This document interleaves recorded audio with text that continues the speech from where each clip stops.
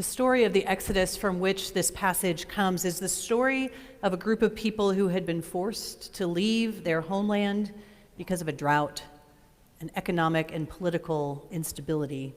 They were a poor minority, refugees in a foreign land where the other inhabitants were afraid of them, and as we heard about last week, enacted regressive and limiting economic and immigration policies to keep their fear of the other at bay. I'm sure we can't imagine such a scenario playing out today. The refugees, the Hebrew people, become enslaved to the powers and systems in this foreign land, and they cry out to God. And the truly scandalous and powerful story of the gospel is that God heard the cries of the oppressed, and God responded by liberating them from slavery. Perhaps we have heard this story so many times and watched that movie on Easter, and the story doesn't shock us, but it absolutely should shock us. As people in a nation that continues to fear the foreigner, the refugee, the oppressed, we have forgotten how our biblical ancestors, and likely our literal ancestors, were once strangers in a foreign land. God hears the cry of the oppressed and liberates the people. Earlier in the Exodus story, as we heard last week, God identified a divine name for God, using the verb to be. I am is the divine name. And it reminds me that sometimes the very act of being is all we need. And so it is fresh with the reminder that I am has called Israel out of slavery into freedom that we consider the story of the manna. The verbs that had defined Israel for so many years were the verbs of forced labor and slavery for Pharaoh. Work, eat what Pharaoh provides, work some more. One of the 10 Commandments instructs the people to remember the Sabbath day and keep it holy. 6 days you shall labor and do all your work, but the 7th day is the Sabbath of the Lord your God. Sabbath is counter to Pharaoh's instructions for us to always be working. On the Sabbath, we are called to be by our God, who calls themselves I am. It's understandable that the Israelites might be a little confused about their own identity after generations of slavery. One can see how they might doubt their own goodness or their capabilities. It might even make sense that they would question their relationship to God and doubt in God's goodness. After years of trusting Pharaoh, that could make you doubt your relationship to God, who is very different than Pharaoh. But now they've been freed, they've been delivered out of slavery away from whatever kind of home you can build in a labor camp. They have been delivered by God away from Pharaoh. And as our story began this morning, they leave Elim, which was an oasis that had 12 springs of water. It had 70 date palm trees, and they find themselves in the wilderness, a place without visible support. It doesn't even have Pharaoh's pots of meat, or flesh pots, as they call it. It doesn't have bread. It doesn't have date palm trees or springs of water. It's a wilderness. They can't even walk down the street to Molly Stone's and buy a roast chicken. Whatever supplies they had when they left Egypt are dwindling. And they're in a place where they cannot use their own gumption, their own ingenuity, or their own resources to save themselves. Slavery is behind them in the rearview mirror. Sorry, choir, I was not intending to. You're not. I was. Anyways, it's behind them in the rearview mirror. The promised land is still ahead of them. But right now, they are called to be in the wilderness. Right now, they are dependent on something other than themselves. In the wilderness, we're told they complain. Did you notice it when it was read? 7 times that verb is used. Their complaining might be better known as anxiety. Why did God bring us out here to die in the wilderness? They say with great drama. They're worried about something that hasn't happened yet. Anxiety is, of course, just a general fear that something could go wrong. They have forgotten God's act of delivery in the past. They have forgotten the promise of the future and the promised land. It's hunger and anxiety that dominate their present moment, clouding their ability to be. One of my seminary professors, Walter Brueggemann, has written, "What is striking in this assaulting contrast is how present anxiety distorts the memory of the recent past. Egypt is known to be a place of deep abuse and heavy-handed oppression.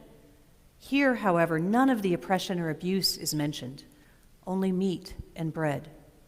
The seductive distortion of Israel is that given anxiety about survival, the immediacy of food overrides any long-term hope for freedom and well-being." How often do we do that too?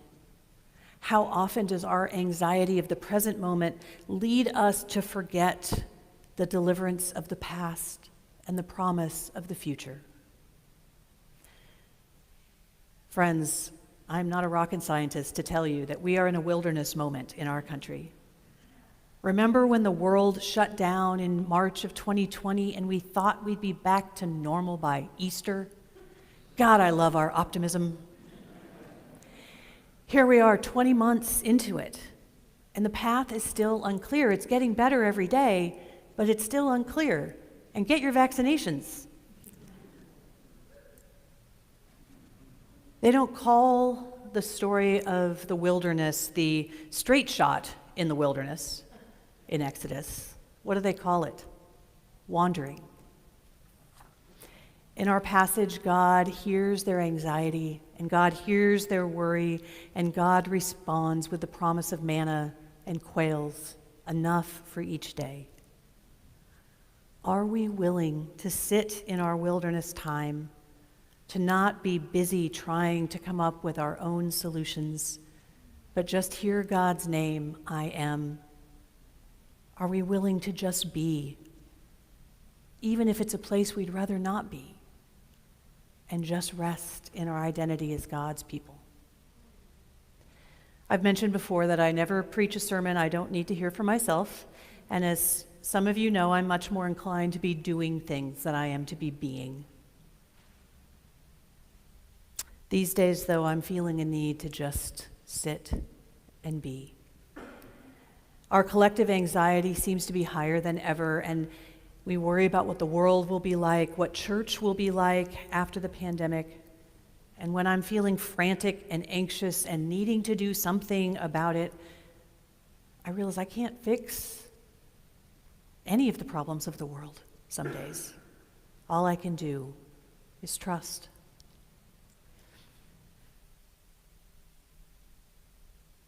When we're feeling frantic and anxious and we feel that need to do something, anything, because we're afraid we're going to starve in the wilderness and we don't see so much as a wafer-thin slice of good news anywhere. And so we complain and we cry out. And God hears our complaints, and it's okay. Did you notice that? God heard the complaints of the people, and they didn't get a lecture. They got fed. Manna is not an absurd, extravagant, gluttonous feast of a meal where the table is spread and their cup runneth over. Manna is not too much. Manna is also not a scarcity product where there's not enough for everyone and so you have to scramble to get it first. We're told those who gathered much had nothing left over, and those who gathered little had no shortage. They gathered as much as each of them needed. Manna is the abundance of enough. We call this story the miracle of the manna in the wilderness, but maybe manna isn't the miracle. We want to think of miracles as being, a big laser light show and fireworks where the Hebrew people immediately get teleported from slavery straight to the promised land with no delay. But maybe the miracle is that in the wilderness, when we don't know where we're going and we're not sure we'll survive long enough to get there, God hears our worries and our fears and our complaints, and God provides. The miracle in this story is that our time of wilderness is a time of God taking care of us. Manna is what we need for each day, or as we pray every Sunday, give us this day our daily bread.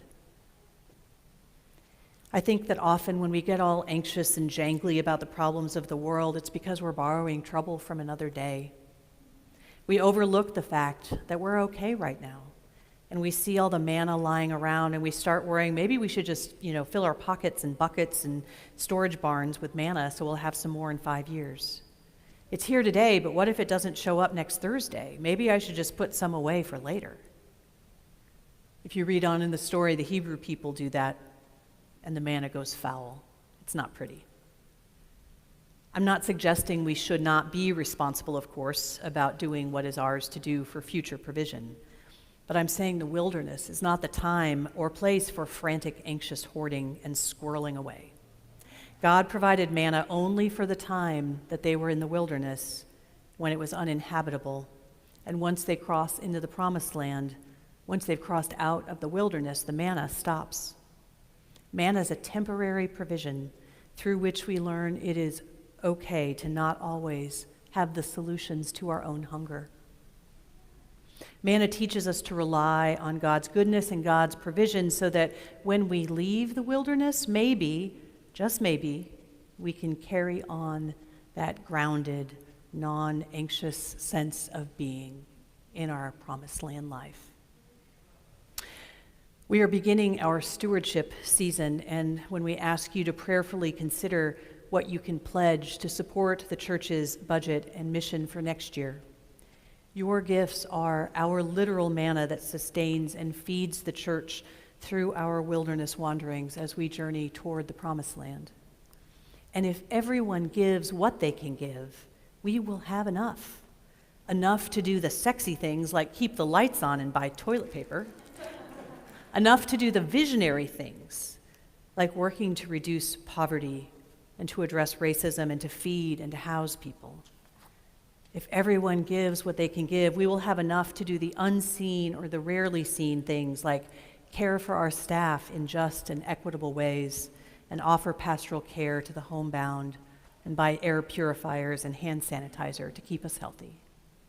Stewardship is like manna. When everyone gives to their capacity, there is enough. My husband Justin and I learned this early on. We did not have much money when he was in medical school and we were first married. But we learned that if we paid our pledge to the church at the beginning of the month, we always had enough left over at the end of the month to pay our bills and buy our groceries. The months where our fear of, I don't think we have enough, when those fears led us to wait till the end of the month to pay our pledge often went unpaid.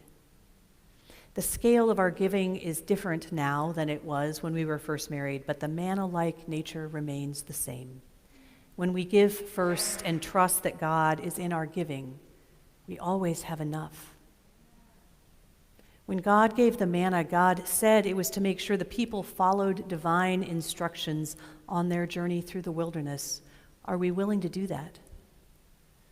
To day by day, trust God will provide for us while we journey. God's not asking us to build a rocket ship to lift us out of the wilderness tomorrow, even if we might wish that were the speed through which we could get through it. God is asking us to trust in God's provision day by day as we make the journey.